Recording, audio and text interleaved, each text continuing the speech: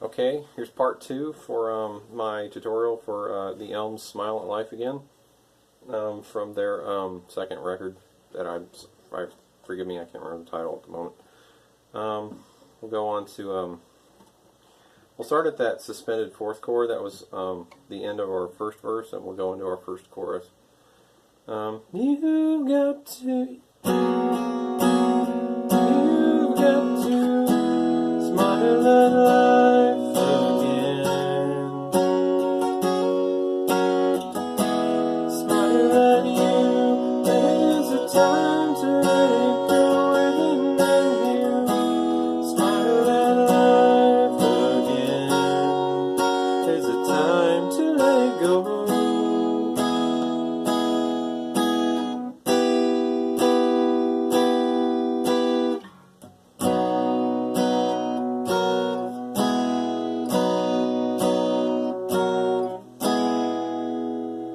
Go into verse 2.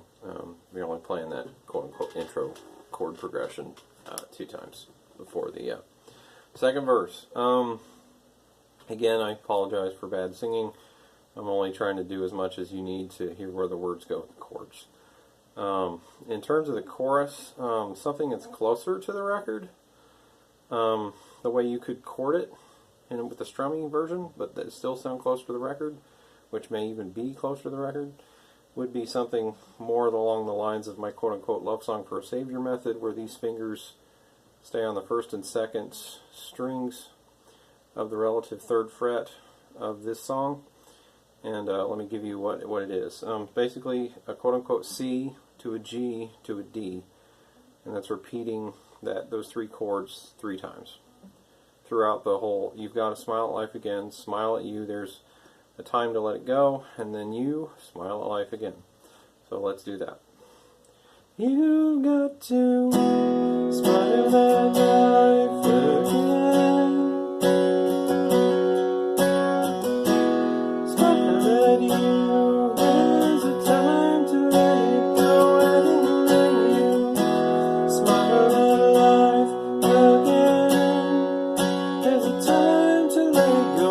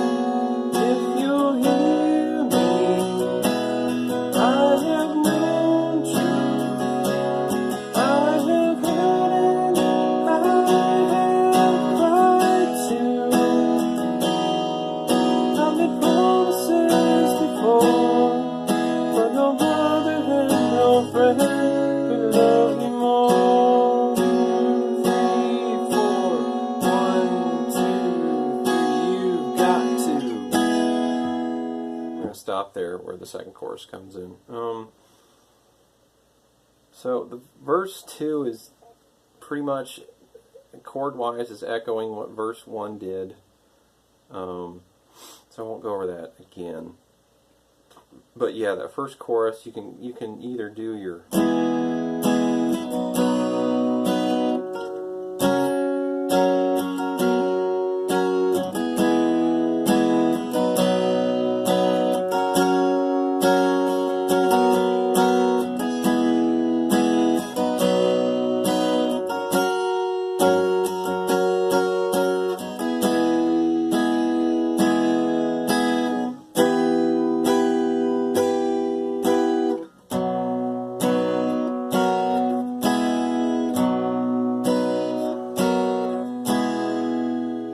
you can do the method I was showing you with these fingers always here.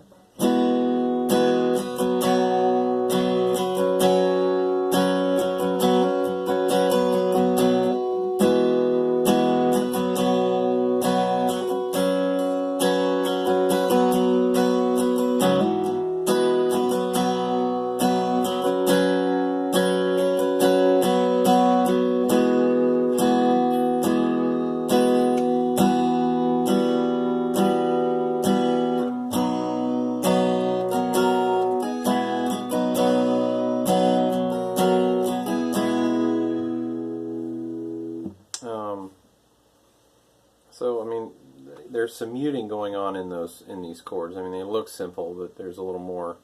They're kind of it's kind of an illusion, the simplicity. Which, if we can create the illusion of simplicity, then we're probably getting better at what we're doing in the first place. So the C chord is the chord that I do here for that with this way of doing it is these notes. C chord being this. This is, I guess, technically some kind of added ninth chord. And then we go to that. And I'm muting that fifth string while I press down the sixth above it. So this is... And when I'm doing this chord, my finger is touching the sixth string enough to mute that. So...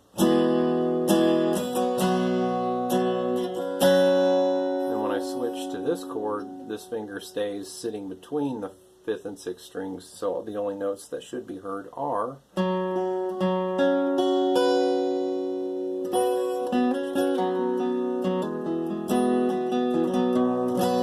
you see, it almost has like a country feel to it, to me, that particular way of playing those chord changes. So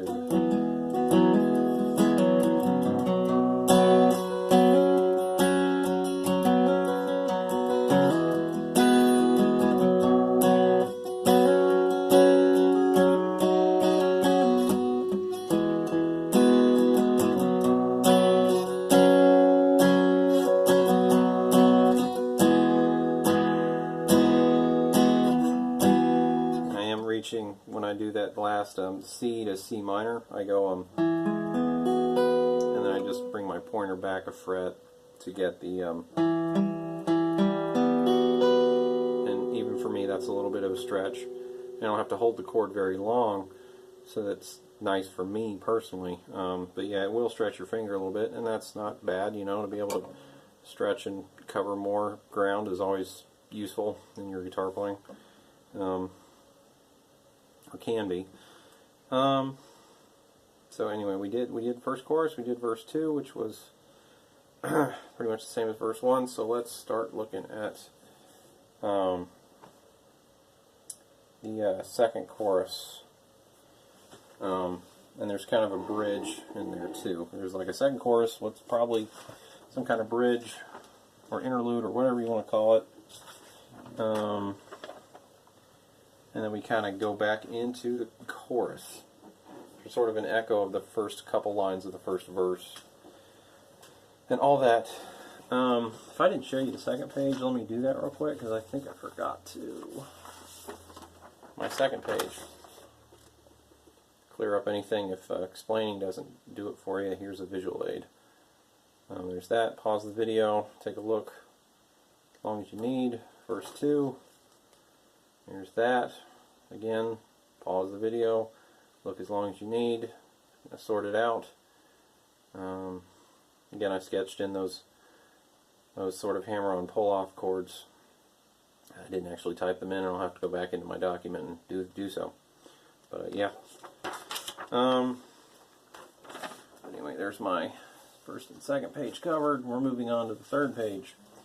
Let me show you that first, since that's kind of what I wanted to do.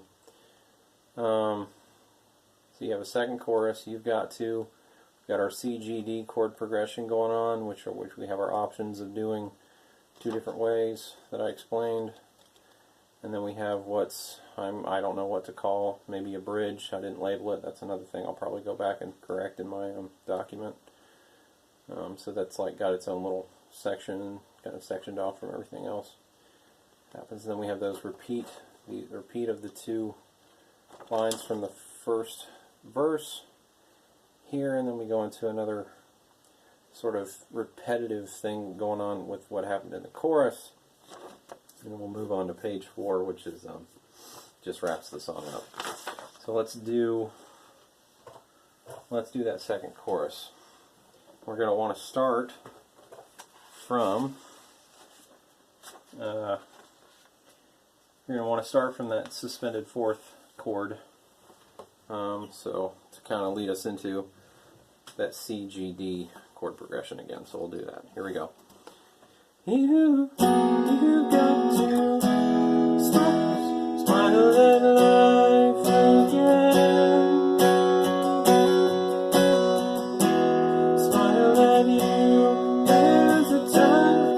I'm sorry, I charted it wrong, and now I'm screwing up myself. Okay. Smarter than you, there's a time to let it go. Smarter than everything, there's a time to let it go. 2, 3, 4, 1, 2, 3, let it go.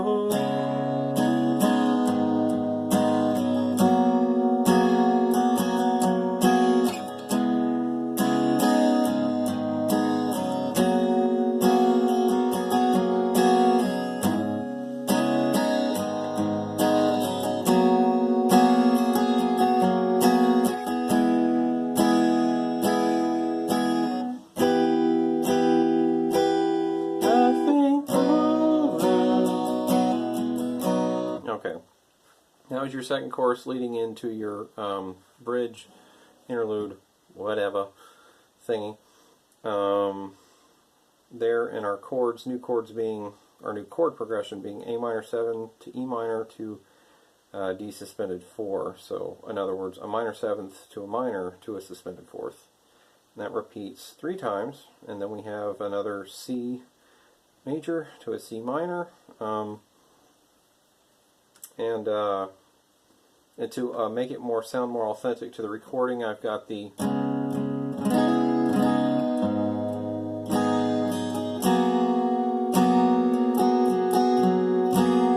that hammer-on going on with the A minor 7th, and when I pull my finger off, I don't know what that changes the chord to. I apologize. I've done my best in terms of chord knowledge that I do have to give to you as much as I can. But just do a hammer-on, I'll pull off hammer-on would be the order of operation. There would be a...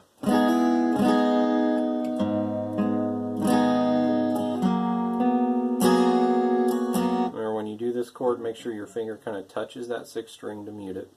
So your root note is not, you don't want that. And you have, there's a couple different ways. If you want to do the quote-unquote love song for Savior Jars of Clay method, you could do something like this. I'm going to mute the 6th string with my middle finger and go...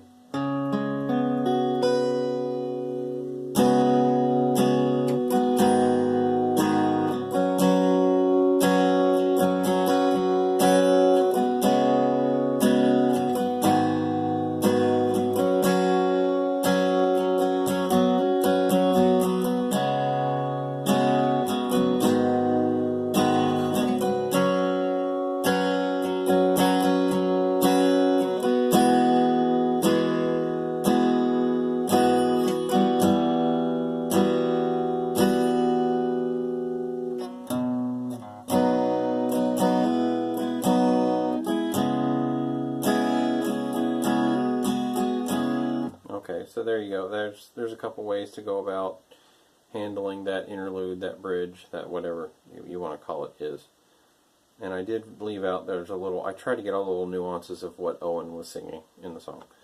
There's just before that, okay, you have that E minor, you have that A minor, that minor 7th to minor to suspended 4 progression, and he kind of throws in a quick time to let it go. So let me get that in there so you got that. It's in the recording too. I mean, if this is so too broken apart for people, go back and listen to the recording without all this explanation in between to straighten out the things that need straightening there. Let's see, so...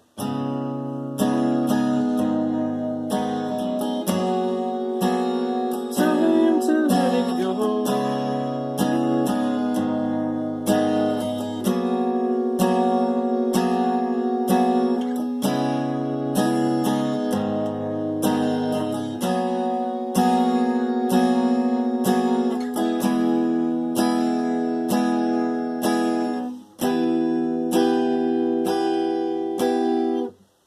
Okay, and so it's technically life ain't over. So it's like on the 4th beat where that C minor is, he starts singing, and then you go into your chords that you did. It's just like the chords you did on the first verse, the G to the C and G in the bass, and to another G, and then an A minor 7th to another A seventh suspended to another A minor seventh, all that good stuff. So it's because it's the lines. Life ain't over, life ain't done now.